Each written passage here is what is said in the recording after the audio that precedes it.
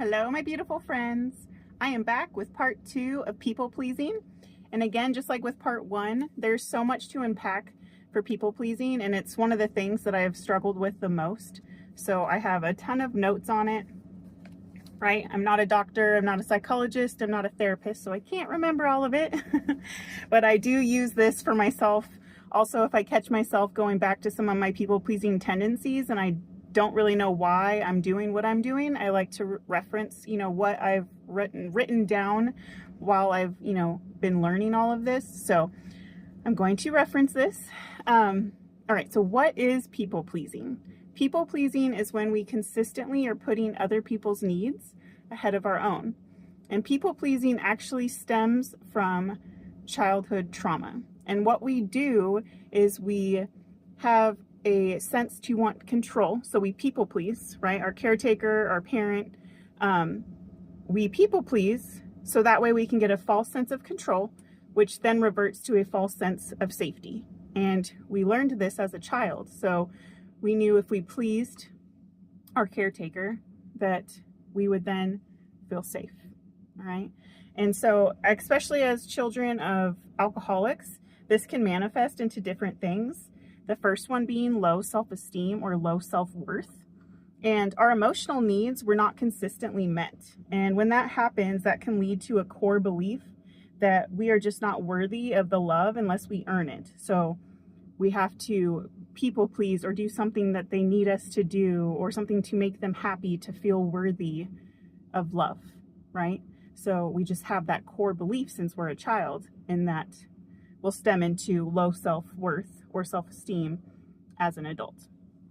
We have a fear of rejection.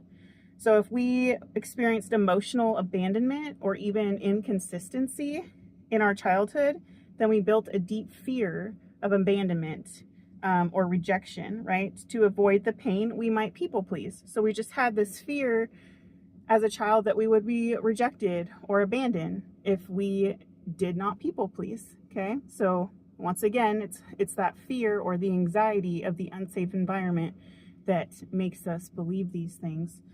So we have a fear of rejection or abandonment. The next one would be a fear of conflict. And I definitely struggle with this one big time too. So if conflict in childhood was unpredictable or escalated really quickly, children of alcoholics can develop a fear of confrontation. And so people pleasing can be a way to avoid that conflict. If we're always saying yes to somebody, we can keep everything just smooth, right? There's no fighting, and that way we feel safe. And I can speak from my own childhood. My mom would be highly intoxicated, if not passed out. But if I would bring something up, especially like trying to talk about the issue at hand, we could go from 0 to 100 like that, right?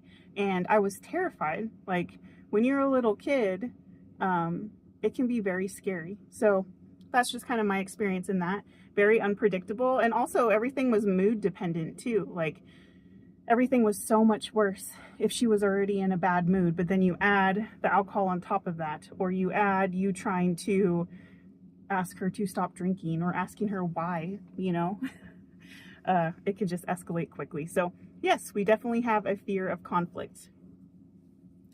So what happens if we people please long term? So one, it's just exhausting. It really is. And it can be harmful mentally and emotionally in the long run. And so this can include things like burnout. So when we consistently put the needs of others ahead of our own, this can lead to exhaustion and resentment. So I think I touched on this one in one of my other videos about burnout. But so take me, for example, being a mom, okay? I'm now a mother of 3, and I've gotten better at saying no or asking for help. That's another one. I never asked for help, but when I'm just trying to do everything myself because I feel like I need to, and I was conditioned to believe that, you can see quickly when you have a husband and you have multiple kids, it can add up so fast with everything that needs to be done in the house. So I would get burnt out so fast, but that was on me, right? I was trying to please and do everything for everybody, but I wasn't asking for help. And so that's on me. And I had to learn that. That was really hard for me to accept because it's reversing everything that I learned as a child, right? And then burnout can lead to resentment, and we're going to touch on that one next. So, resentment. Over time, a people pleaser can feel unappreciated or unnoticed, even though we are giving so much to others. So, for example, all of the dishes or all of the laundry, things that pile up so fast with having multiple kids, or in general, really, but especially with multiple kids. When I was doing all those things and I wasn't asking for help, I would get so overwhelmed, and then I'd be sitting there scrubbing the dishes. And in my mind, I'm just building resentment to my husband. But every time he would ask to help or offer to help, I'm like, I got it, But again, that's on me. So I'm getting mad at him when he asked me if I needed help, but I chose to say no because it's what I was always taught, right? I just needed to please to feel safe. So working on that, I've gotten so much better. I say when I need help. I encourage you to as well, but it's just crazy how easily we can build resentment, and really all it takes is just saying, you know what, I would love your help. Thank you for asking, right? So simple. Another one is difficulty with boundaries. Another huge one for me. So you have a hard time saying no, right? And this can lead to unhealthy relationships and a lack of self-care. So my entire life, I have always wanted to say yes to everything and everybody because I just wanted to make everybody happy, even if I was mentally exhausted or physically exhausted, or if I just flat out didn't want to freaking do it. And take this, for example, now that I have multiple kids, or just kids in general. My husband and I, obviously, we have two different families, his and mine. And when it came to holidays, we would so often just put our own stuff on the back burner, like making our own traditions to go please our families. And don't get me wrong, it's good to go see the grandparents and stuff, but especially now that we have more kids, we should have just been saying, we're going to do this at our house this year, but you're more than welcome to come by. That's just an example. I mean, there's so many different things, but it's just so easy to consistently say yes. I mean, I've gotten a lot better. I say no a lot, and I really like to because it's so important for your self-care. You have to worry about you too, or your family, right? So anyways, that's a huge one. Difficulty with boundaries. So how do we heal? That's a big question, right? Recognizing your own needs. This is so important. So acknowledge that your needs matter. My needs matter. Okay? Prioritize you. This is so important. And this is crucial to breaking our people-pleasing cycle. And full transparency with me, this can be really freaking hard. And this has been really hard for me. I've gotten a lot better, but it's taken a good amount of time. And the biggest thing that I felt when I started doing this was selfish. And that is so crazy. I would just take a step back because I was recognizing my own needs. And I'm like, am I selfish for putting myself first? I questioned it all the time, and I felt so much guilt and shame until I realized that no, it's not freaking selfish. It is crucial, right? I need it for my mental health and my mental well-being. It is important, okay? So if you're feeling selfish when this happens, know that this is normal, okay? Your emotional health is so important. You matter. So I said that. It is. It's really hard to adjust to that. So just know you're not alone, okay? Okay, another big one is setting boundaries. So get comfortable saying no. You're setting healthy boundaries is a vital step in stopping the people-pleasing cycle, okay? And it is okay to say no. And it is okay to set limits on what you are willing to do for others. And when you do this, you are reclaiming your own personal power. So full transparency, when I first started recognizing my own needs and putting my needs first, prioritizing myself, I felt selfish, okay? When I started setting boundaries for myself and in protecting my own well-being, I felt like a freaking a-hole. And so I'm telling you, you're not alone if you start feeling this way when you're changing, because we have done it for so long. We are honestly, we are reversing years, years of this cycle. Okay. So it can be hard, but just trust the process. I know you can do it. Self-compassion is another one. Be kind to yourself. Okay. As you heal, and be patient with yourself as you heal.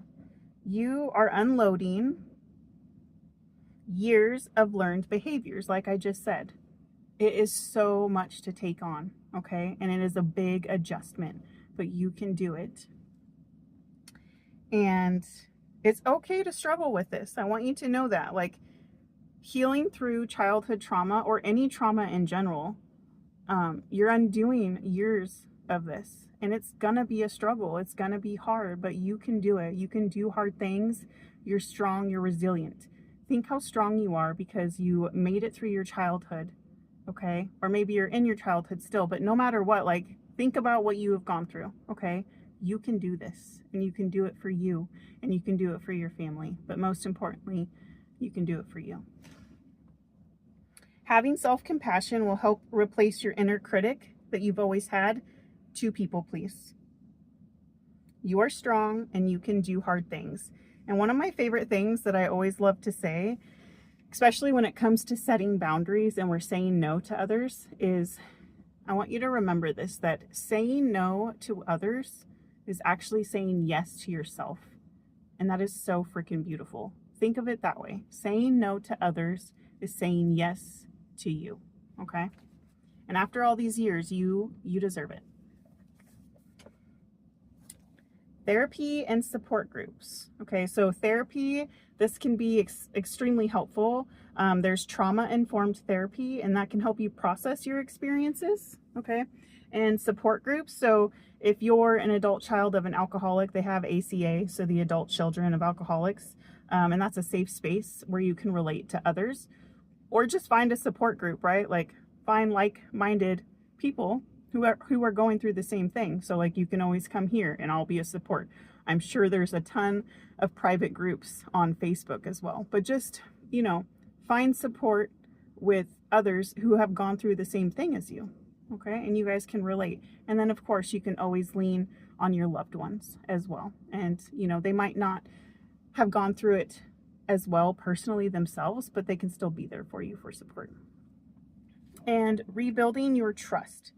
So healing from this pattern takes learning to trust your own judgment and your own feelings. And this one can be so hard because when we tried to trust how we felt as a child, we were denied that, right? We were always made to feel that we were wrong for thinking or feeling those emotions. But really, they were wrong, okay? So it takes a while to start to trust yourself again, that what you're feeling is right. You know what's wild is since I've been healing, always listen to how your body is feeling, especially if you're around somebody who was toxic or, you know, who was part of that childhood trauma. Once you're out of it and you go back around that person, if your body is still screaming at you, like you get anxiety or you just have like a migraine all of a sudden, there's so many ways that it can be present in your body. But if it's doing that and that's not normal for you anymore, your body is telling you like, this is not safe. So that's a really big way that I've realized going back to other relationships that were part of my childhood trauma. If my body's still telling me that, it tells me that no, what I'm feeling is right and my body's trying to protect me, and you need to listen to it. And don't feel bad for listening to it. You deserve it. So yeah, listen to your gut, listen to your body. Like I just said, you are allowed to make decisions that prioritize you and your well-being. Your worth is not dependent on how much you give to others or how you please others. That is not your worth anymore, okay? Prioritize you. And through all of this, please, please, please give yourself grace, okay? Self-care, this is one I wanted to touch on as well. Make sure to prioritize you, all right? And take time for you. Start small. So I actually did a video on self-care is not selfish, because this was a huge one for me, that I really needed self-care. And I always felt so guilty, right? And now I know why. It's part of my people pleasing, and my childhood trauma of, just feeling that guilt of like, I shouldn't be doing this for me. I should be doing stuff for everybody else, right? I'm so horrible. But the more that you practice it, and the more that you prioritize you, and you realize that it matters, and you kind of dig into why, that guilt and shame will go away. Okay. So make time for you. And just a reminder, like I just said, self-care is not selfish.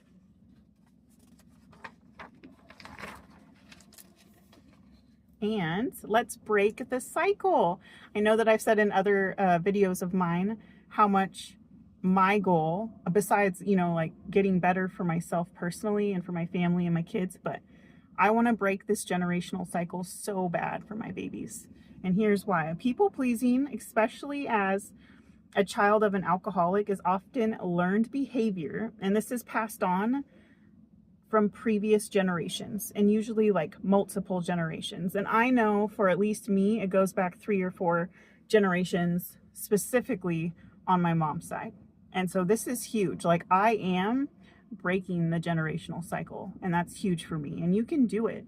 You can.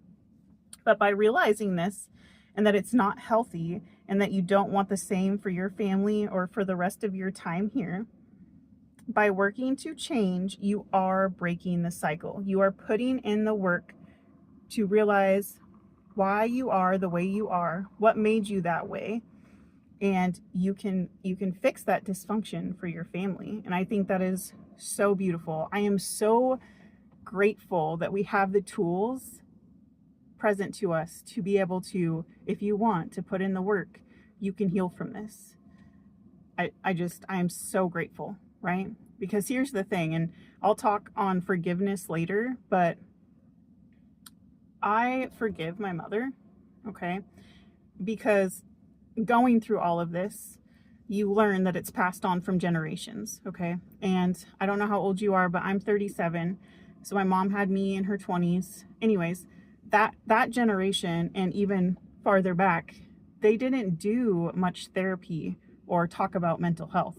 So imagine how you're feeling, right? Your struggles, but not even having like a mention of it. There's no outlet for you. Okay. So as hard as it is to think about my childhood and mourn what I wish it was, I do forgive, because I see, like, she didn't know any better. Just like we didn't know any better, right? It stemmed from her childhood. So anyways, that's just my take on it. Yeah. And so I want to end this with letting you know that your needs matter, okay? And I'm so proud of you, and you are so strong. Give yourself grace. We can do this together. I would love to know in the comments, again, what you take from this.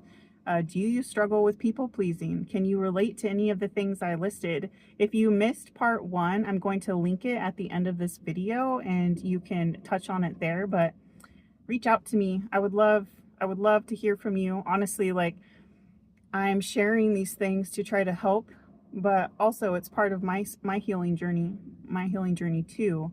But like I said, my biggest goal is if I can just touch one life, it would just mean the world to me. Because when I was young and going through it all the way in adulthood as well, it was like I just always felt so alone. So my biggest thing is I don't want anybody to feel alone. So you can do this. You are strong. You are loved. Keep going. Keep growing. Give yourself grace. And I'm sending you so much love and light. Mwah.